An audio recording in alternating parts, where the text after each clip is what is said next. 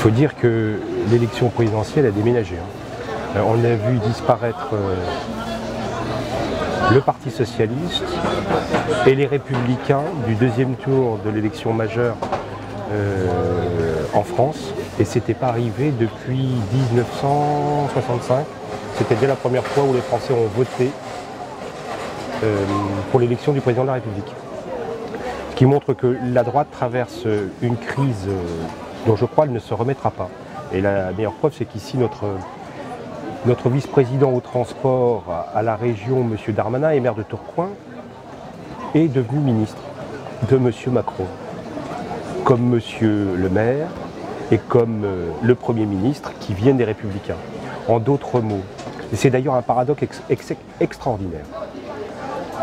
Alain Juppé a été éliminé de la primaire des Républicains parce qu'il était trop centriste et trop à gauche.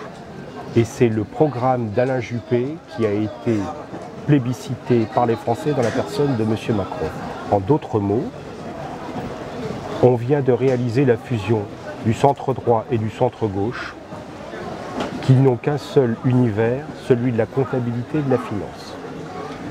La France doit se mettre en marche vers le modèle allemand et c'est ce que nous propose M. Macron, soutenu par les Républicains en grande partie, qui de toute façon iront tous à Canossa, ou là pour la plupart, et une partie du Parti socialiste, comme M. Caner ici par exemple, qui a déjà pris sa carte chez M. Macron.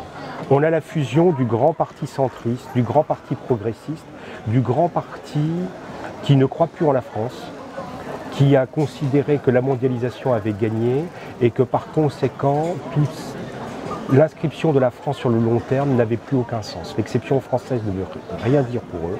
La seule chose dont nous a parlé par exemple Nicolas Lebas pendant le débat sur WEO, c'est le benchmarking. Il faut faire du benchmarking. Si les gestionnaires avaient eu raison dans notre pays depuis 30 ans, on n'aurait pas 2200 milliards d'euros de dette, on n'aurait pas 7 millions de chômeurs, on n'aurait pas un système de santé au bord de la faillite, on n'aurait pas une délinquance aussi développée dans le pays. Bref, on ne serait pas dans cette situation. Les gestionnaires ne contrôlent que le passé. Mais ils n'ont jamais aucun projet pour l'avenir parce que le calcul ne comprend pas l'avenir. On est juste capable. Le comptable, ce n'est pas lui qui crée l'entreprise.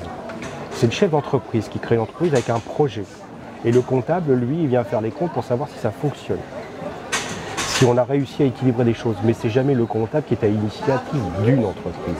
C'est exactement la différence entre le politique et le gestionnaire. Depuis 30 ans, sous la pression de la construction européenne, on a mis les gestionnaires à la tête des États et on a les résultats que chacun connaît. Bon, moi, je suis beaucoup plus terre à terre, j'essaie de revenir à des choses plus profondes, à m'élever un peu dans le débat et je considère que la France a été grande quand elle avait des politiques à la tête de son État et pas des gestionnaires. Comme le disait Napoléon, l'intendant suivra, c'était en gros ce que pensait Louis XIV.